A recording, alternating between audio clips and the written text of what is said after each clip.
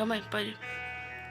Hófni e Finéias, quando eles estavam se prostituindo no templo, eles perderam o temor.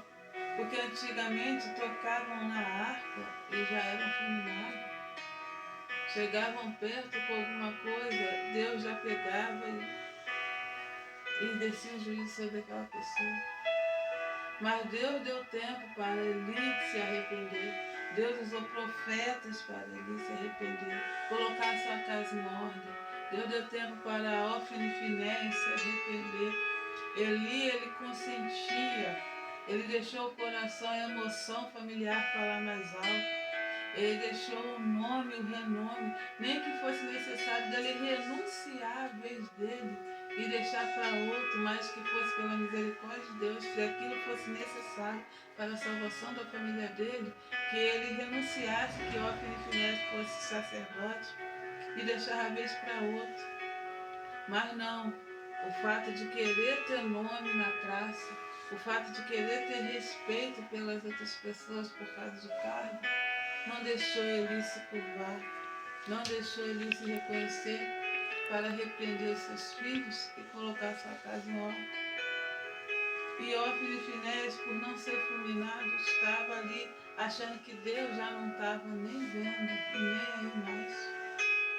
Achou que Deus já tinha abandonado ali o tempo por conta que eles não estavam sendo castigados.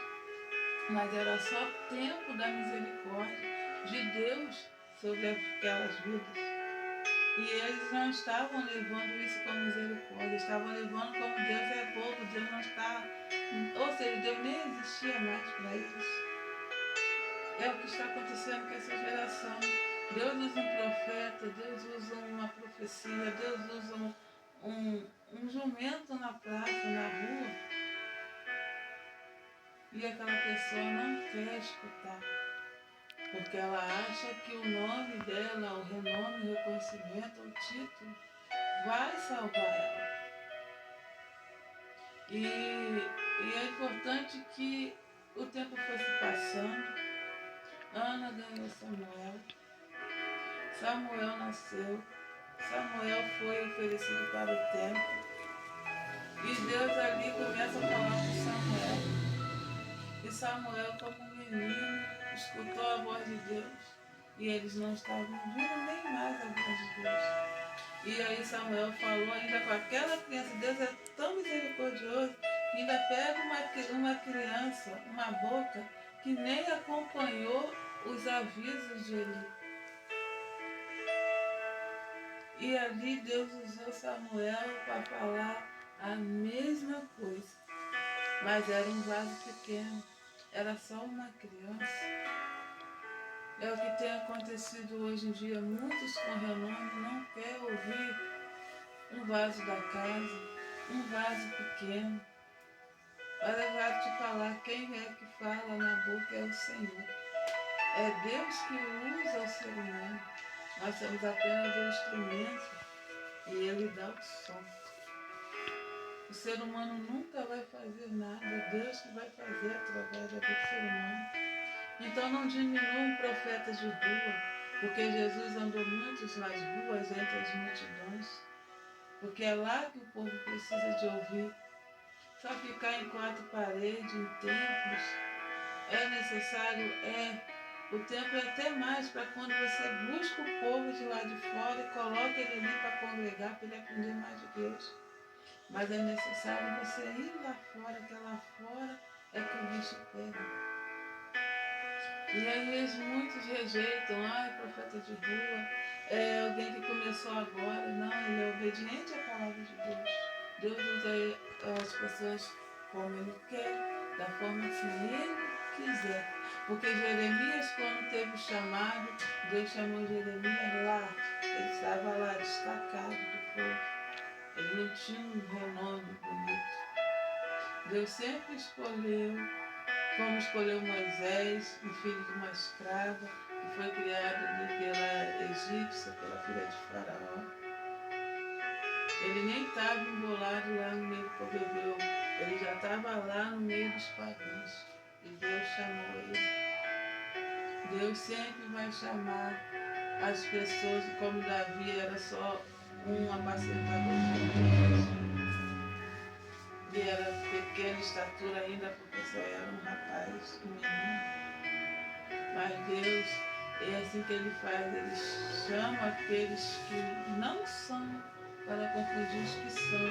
Deus não chama os capacitados, Ele capacita. Então aprenda uma coisa, você sabe de onde você começou, você sabe de onde você veio, você sabe de onde Deus te tirou e você simplesmente faz que esqueceu. Porque o orgulho, ele não deixa. A palavra de Deus diz que ele despreza o altivo de coração, o altivo dos olhos. A soberba não deixa a humildade entrar, o arrependimento entrar, o orgulho não deixa. Foi o orgulho que tirou, que subiu na cabeça de Lúcifer. O orgulho é a soberba. E na hora também ali do orgulho que tirou Adão e Eva do jardim, porque ao invés dele confessar e ele reconhecer que ele errou, ele culpou até mesmo o próprio Deus ter feito a mulher que deu a fruta para ele. Em outras palavras, ele está dizendo, olha que companheira que você me deu. Foi a mulher que me deste por companheira. Olha só como está o ser humano hoje. Ainda querendo desculpar a Deus pelas catástrofes que está aí, pelas mortes, pelas violências. É muito fácil a gente culpar a Deus.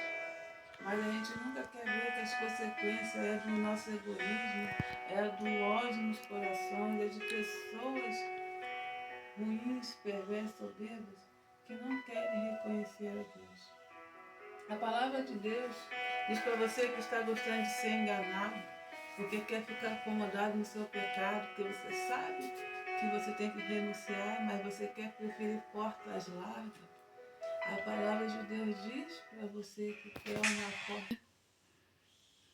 Para você que quer porta larga, a palavra de Deus já diz para você que aquele grande dia vai chegar o espírito do erro e do engano, para que as pessoas creiam a mentira, porque não quiseram o reconhecimento da palavra da verdade para se salvarem. Então Deus permitirá que elas então creiam a mentira,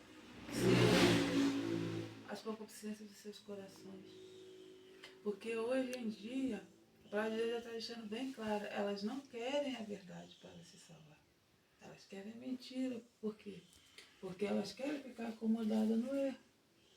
Elas querem uma porta larga que não incomode que ela está em adultério.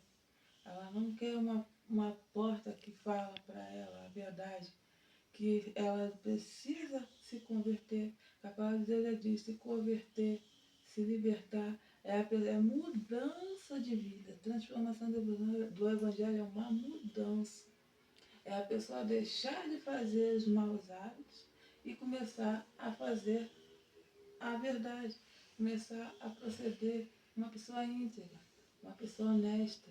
É um mentiroso deixar de mentir, é um ladrão parar de roubar, é um adúltero parar de se prostituir e ser fiel. Essa é a transformação, é uma mudança. É a pessoa sair das trevas para a luz, é deixar de errar para acertar.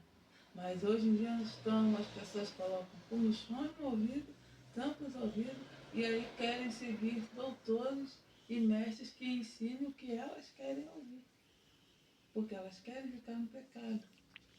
Elas querem continuar nos seus erros. Sendo que o Evangelho de Boa Nova veio para uma transformação de vida. Deus, Ele quer transformar. Não é só riquezas, não é só bênçãos. A gente também vamos ter as nossas aflições. E Jesus disse que não teremos aflições, mas ter de bom ânimo.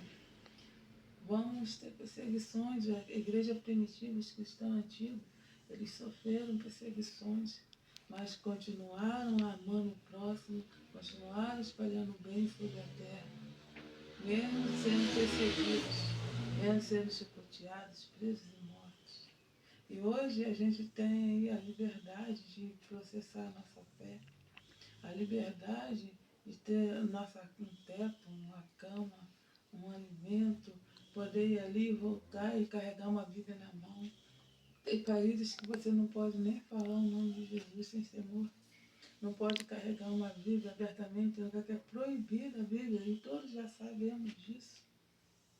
E por que que nós, vamos dizer nós, para não falar você ou ele ou ela, e por que que nós queremos até o luxo de falar que não vamos passar tribulações antes da vinda de Cristo? Vamos passar tribulações, sim. Não somos melhores do que os mártires, não somos melhores do que os primeiros cristãos primitivos, e também não somos melhores do que os cristãos que estão morrendo na África e morrendo nos outros países aí que vocês sabem que é proibida a palavra de Deus. Nós não somos melhores do que eles. Por que que a gente não vai passar a perseguição? Vamos passar a perseguição, sim. Não somos melhores do que eles. Não vamos ser enganados por uma tribulação que a gente não vai passar a perseguição. Vamos. A palavra de Deus diz bem clara que a vinda de Cristo não virá sem que antes o homem da iniquidade se manifeste, se apareça, segundo a eficácia de Satanás. A palavra de Deus diz bem claro que o arrebatamento é o todo olho verá. Jesus não vai vir escondido, não vai ser um arrebatamento escondido, secreto. Todo olho verá.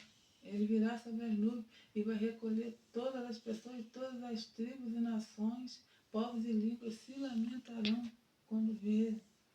E Jesus vai vir depois da perseguição mesmo. Nós vamos ser perseguidos. Não sei se é essa geração, se é a próxima geração, porque não sabemos o dia nem a hora, mas Jesus deixou bem claro que haveria sinais. Que quando está a época do verão, vem sinais nas estações. Quando é a época do inverno, tem sinais. Então, vai vir sinais. Agora, exatamente o dia e a hora que a chuva vai cair, a gente não sabe. O dia e a hora que a neve vai cair, o segundo a gente não sabe. Mas a gente já sabe que está próximo de chegar, porque haverá sinais. E os discípulos disseram, Mestre, quais serão os sinais que haverá da sua vinda antes do fim do mundo? E Jesus deixou bem claro, acautelados que ninguém vos engane. Ninguém vos engane, que tem gente enganando por aí afora. E Jesus deixou bem claro que não é de fora, é realmente os que vai vir no nome dele. E diz que viria o meu nome. Então, vamos se arrepender, vamos buscar a face do Senhor. Vamos andar em verdade, não é difícil. Vamos andar na verdade. É o que eu deixo essa palavra nesta noite, em nome de Jesus. Pode falar. Muito bem, gente. A palavra foi boa, né? Dada por próprio Deus no céu. Comente um comentário. Deixa um like aí que é para ajudar o nosso canal. Que a gente estamos começando agora debaixo da permissão de Deus. Amém? Isso aí.